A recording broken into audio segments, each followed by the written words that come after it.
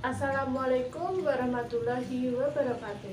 Selamat pagi Bapak Ibu guru hebat di seluruh Indonesia. Salam guru inovatif. Saya Stevi Kristiawati dari SMP Negeri 1 Sawit Kabupaten Boyolali. Bapak Ibu guru hebat, tantangan kita sekarang adalah kita harus menjalankan pendidikan di masa pandemi, di mana masa pandemi ini sulit sekali untuk diprediksi. Secara berangsur-angsur, pendidikan harus beradaptasi untuk terus berjalan di masa pandemi ini. Dengan batasan waktu, baik dalam tatap muka online maupun offline, kita sebagai guru diharapkan dapat menyediakan pembelajaran yang efektif dan efisien untuk mencapai tujuan yang telah ditetapkan. Sekarang ini, alhamdulillah, bersyukur secara bertahap kita dapat melaksanakan pembelajaran tatap muka meskipun kita harus menghadapi berbagai kendala. Salah satunya mengenai keterbatasan waktu dalam pembelajaran tatap muka. Oleh karena itu, kita sebagai guru harus mampu merancang, menyediakan, dan melaksanakan pembelajaran yang optimal melalui berbagai inovasi-inovasi yang harus kita kembangkan. Kemudian dalam kesempatan kali ini, marilah kita berbagi sebuah inovasi yang dapat Bapak Ibu guru kembangkan untuk menjawab tantangan waktu pembelajaran tatap muka secara langsung yang terbatas tersebut. Melalui sebuah inovasi pembelajaran Flip Classroom berbasis multimedia dalam blended learning. Apa itu Flip Classroom? Sebelum kita mengetahui apa itu Flip Classroom, ada baiknya kita mengenal dulu apa itu blended learning. Bapak Ibu guru, blended learning merupakan pembelajaran yang mengombinasikan pembelajaran daring, tatap muka, dan praktik langsung. Sejatinya, blended learning bukan hanya itu saja yang dikombinasikan, bisa saja metode, model maupun gaya pembelajarannya. Blended learning ini dapat diterapkan secara daring maupun luring. Ada 5 kunci utama dalam blended learning. Yang pertama, live event, adanya tatap muka secara langsung atau sinkronus, baik dilakukan secara daring maupun luring. Bukan blended learning jika pembelajaran yang disajikan hanya pembelajaran asinkronus saja tanpa pembelajaran sinkronus. Guru dan peserta didik harus berada di dalam satu tempat yang sama. Yang kedua, self-paced learning atau pembelajaran mandiri. Peserta didik harus melaksanakan pembelajarannya secara mandiri di rumah. Yang ketiga, kolaborasi. Adanya kolaborasi antara guru dan peserta didik maupun antar peserta didik. Yang keempat, assessment. Kombinasi jenis assessment baik online maupun offline. Sedangkan yang kelima, performance support material. Materi pembelajaran harus dapat diakses siswa kapanpun dan dimanapun. 5 kunci utama ini hendaknya diperhatikan kita para guru agar blended learning benar-benar berhasil. Bapak Ibu guru, mari sekarang kita mengenal apa itu Flip Classroom. Flip Classroom merupakan model variatif dalam blended learning. Seperti namanya, flip berarti membalik.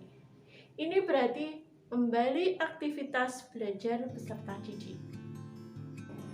Jika dalam pembelajaran tradisional yang selama ini kita kenal, peserta didik akan mendapatkan materi pembelajaran atau learning material di dalam kelas bersama guru, baik itu secara tatap muka online maupun tatap muka offline, dan akan mendapatkan tugas atau kegiatan yang dapat memperdalam pengetahuannya untuk mereka kerjakan di rumah.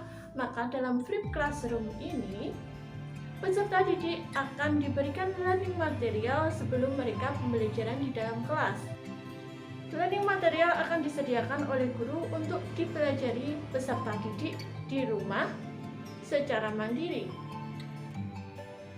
Kemudian, In-class activity, pembelajaran di dalam kelas, peserta didik akan diajak untuk berdiskusi, problem solving, studi kasus, maupun presentasi untuk memperdalam pengetahuan yang telah mereka dapatkan setelah mempelajari learning material di waktu sebelumnya. Perlu diperhatikan bahwa dalam in-class activity ini diperlukan adanya kegiatan yang bermakna yang akan mengembangkan keterampilan C4 peserta didik, yaitu critical thinking, kreatif, kolaboratif, dan komunikatif. Kegiatan-kegiatan seperti problem solving, studi kasus lebih diutamakan. Selain itu, harus ada inovasi dari guru agar menarik. Mengapa ini penting? Karena kita terbatas waktu, sehingga kegiatan tatap muka itu harus optimal, sehingga efektif dan efisien kita dalam melaksanakan pembelajaran. Kemudian, bagaimanakah cara menerapkan flip classroom dalam blended learning? Di sini mari kita berbagi sebuah inovasi, yaitu inovasi flip classroom berbasis multimedia dalam blended learning. Inovasi yang bisa Bapak Ibu guru gunakan yaitu penggunaan multimedia. Dalam rancangan ini saya akan memperkenalkan 3 variasi media yang dapat Bapak Ibu guru gunakan. Yang pertama yaitu dalam kegiatan di luar kelas atau ketika peserta didik sedang berada di rumah. Bapak Ibu guru bisa menggunakan video dan juga DIY e-book. Di sini saya menggunakan contoh dengan variasi game menggunakan website live worksheet. Variasi ini dapat juga kita terapkan ketika peserta didik melaksanakan kegiatan setelah pembelajaran agar kegiatan mereka jauh lebih menarik. Dalam video ini saya akan sedikit memaparkan beberapa multimedia yang dapat kita gunakan. Untuk selanjutnya, Bapak Ibu guru bisa mengkreasikan sendiri. Melalui video DIY e-book, dalam out-class activity diharapkan aktivitas pembelajaran siswa lebih menarik. Mengapa ini penting? Karena learning material yang kita sajikan tentu saja harus menarik, karena peserta didik belajar secara mandiri di rumah. Penyajian learning material yang menarik akan memotivasi peserta didik. Tidak hanya out-class activity saja yang harus menarik, tetapi in-class activity dan after-class activity juga harus menarik. Mengapa demikian? Kembali pada tujuan utama kita bahwa kita akan menyajikan pembelajaran yang efektif. Karena keterbatasan waktu tadi, itu berarti kegiatan di dalam kelas juga tidak boleh menghabiskan banyak waktu. Sehingga kegiatan esensial saja yang menarik yang harus kita laksanakan. Tahapan pertama flip classroom. Guru membekali peserta didik dengan learning material yang telah disediakan yang dapat Bapak Ibu guru sediakan dalam platform pembelajaran daring yang sudah Bapak Ibu guru gunakan. Bisa melalui WhatsApp group, Google Classroom, maupun LMS masing-masing yang kita buat melalui Moodle. Learning material yang Bapak Ibu guru sajikan dapat melalui berbagai bentuk. Bisa melalui rekaman suara, video, e-book, maupun PowerPoint. Karena peserta didik akan belajar dari rumah, tentunya diperlukan variasi dalam penyajian learning material dari Bapak Ibu guru semua. Rekaman suara dapat disediakan untuk peserta didik dengan gaya belajar audio, sedangkan video dan e-book untuk serta PowerPoint untuk peserta didik yang dengan gaya belajar visual. Dalam video ini saya contohkan saya membagi learning material kepada peserta didik melalui platform Google Classroom. Platform ini mungkin saja familiar untuk Bapak Ibu semua. Platform layanan dari Google ini mudah sekali untuk digunakan dan juga dapat digunakan sebagai sarana penyedia learning material yang dapat tersusun rapi. Selain Google Classroom, Bapak Ibu juga bisa menyajikan learning material melalui platform lain. Dalam rancangan inovasi ini, saya menggunakan learning material yang saya sajikan dalam bentuk video dan DIY e-book. Penyajian learning material melalui video. Keuntungan dari membuat sendiri video pembelajaran yang akan Bapak Ibu guru gunakan adalah peserta didik merasa lebih diperhatikan karena merasa Bapak Ibu guru sendirilah yang mengajar mereka. Selain itu, materi di dalam video juga dapat kita sesuaikan dengan tujuan pembelajaran yang telah kita tetapkan sebelumnya.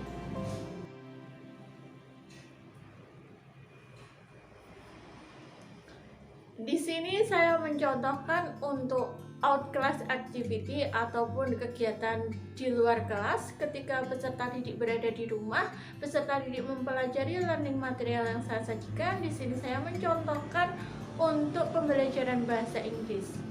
Saya menyajikannya dalam bentuk video dan DIY e-book yang kemudian saya sajikan menggunakan aplikasi Google Classroom. Video di sini saya buat dengan aplikasi KineMaster. Selain Bapak Ibu guru bisa mengambil dari sumber belajar seperti rumah belajar, video juga dapat Bapak Ibu guru kreasikan. Bapak Ibu guru dapat membuat video pembelajaran Bapak Ibu guru sendiri melalui berbagai aplikasi-aplikasi yang saat ini tersedia, misalnya KineMaster, yang kemudian saya upload dalam YouTube. Gunanya adalah peserta didik dapat mengaksesnya kapan saja. Selain penggunaan video tadi, DIY e-book juga dapat menjadi inovasi lain dalam penyajian materi belajar bagi peserta didik. Biasanya peserta didik merasa malas untuk membaca buku pelajaran yang mereka dapatkan.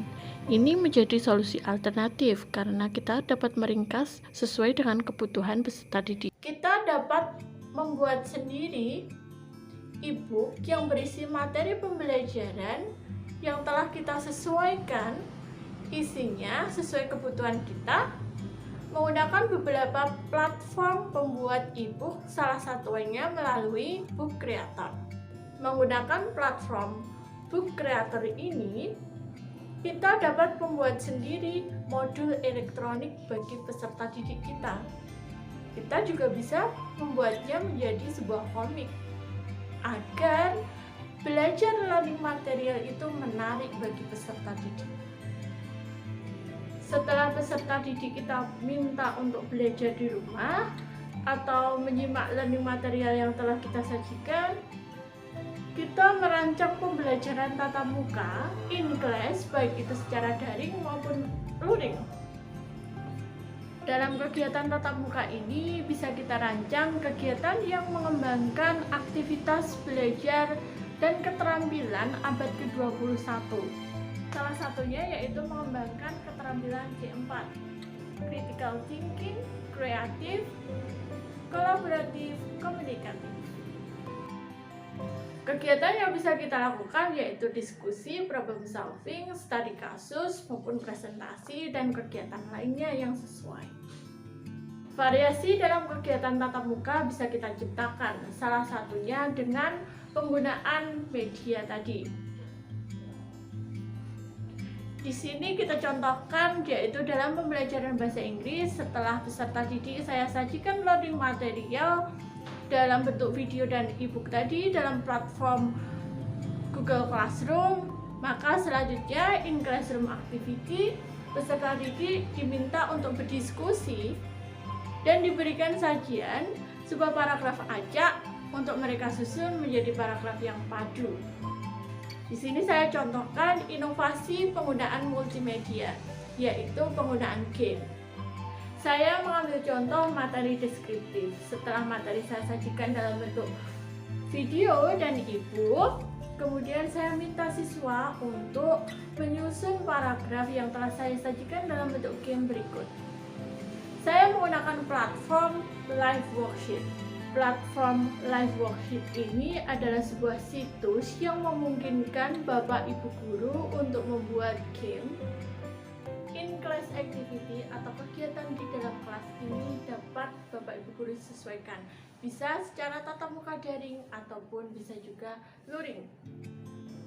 Dalam kegiatan tatap muka ini dapat kita susun aktivitas-aktivitas yang bermakna yang dapat mengembangkan keterampilan abad 21 peserta didik, yaitu C4.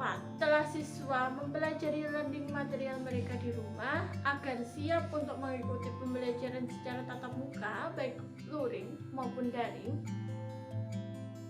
dengan memanfaatkan teknologi yaitu menggunakan game yang dibuat melalui Live Worksheet ini, didik disajikan sebuah materi yang mengasah kemampuan berpikir dan berdiskusi mereka. Peserta didik diberikan potongan-potongan paragraf untuk mereka susun menjadi teks yang padu. Setelah itu, peserta didik diberikan pertanyaan-pertanyaan untuk mengungkapkan apa fungsi dari teks deskriptif. Setelah peserta didik melakukan kegiatan yang bermakna pada tahap kedua atau in-class activity, selanjutnya tahapan ketiga, after class activity, kegiatan setelah pembelajaran. Kegiatan selanjutnya adalah tindak lanjut. Dalam kegiatan tindak lanjut ini dapat berupa evaluasi maupun kegiatan lebih lanjut yang dapat mereka lakukan di rumah. Penugasan ataupun aktivitas lain yang lebih kompleks yang dapat memperdalam pengetahuan mereka sebagai rangkaian belajar untuk lebih memahami materi pembelajaran yang telah mereka pelajari. Di sini saya contohkan kegiatan tindak lanjut atau after class activity menggunakan multimedia sama seperti tadi, yaitu menggunakan game dengan situs pembuatan yang sama yaitu Live Worksheet. Di sini saya contohkan peserta didik akan saya ajak untuk mengenal unsur kebahasaan dari teks deskriptif melalui kegiatan mengelompokkan kata. Peserta didik akan diberikan satu teks dalam sebuah game, kemudian mereka akan menarik, drag and drop, menarik dan menaruh kata-kata yang telah dicetak tebal untuk ditaruh sesuai dengan kelompoknya: verb, kata kerja, adjektif, kata sifat, dan noun, kata benda. Dengan begini, peserta didik diharapkan tidak bosan dan terus termotivasi untuk melaksanakan kegiatan setelah pembelajaran meskipun mereka harus melaksanakannya di rumah. Mulai dari kegiatan out-class activity, in-class activity, maupun after-class activity, semuanya harus selaras. Yang tadi saya contohkan adalah dalam materi deskriptif teks.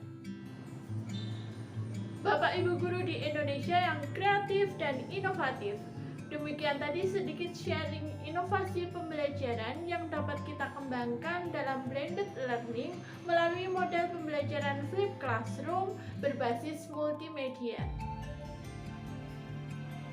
Inti dari tahapan flip classroom ini ada 3. Yang pertama yaitu out-class activity, pembelajaran peserta didik di rumah. Peserta didik mempelajari learning material di rumah. Tahapan yang kedua yaitu peserta didik melaksanakan in-class activity atau kegiatan di dalam kelas melalui pembelajaran tatap muka secara daring maupun luring bersama Bapak Ibu guru mereka. Tujuan dalam in-class activity ini adalah memperdalam dan mengaplikasikan pengetahuan yang telah mereka dapatkan melalui kegiatan out-class activity yang telah mereka lakukan di rumah. Selain itu, guru juga dapat meluruskan pemahaman peserta didik yang belum tepat. Kegiatan dalam in-class activity ini harus bermakna. Tahapan yang ketiga yaitu tahapan tindak lanjut, dapat berupa evaluasi untuk menguji pemahaman mereka maupun kegiatan tindak lanjut berupa kegiatan lain yang lebih kompleks. Demikian tadi sedikit inovasi yang dapat saya sampaikan. Tetap kreatif, Salam guru inovatif. Wassalamualaikum warahmatullahi wabarakatuh.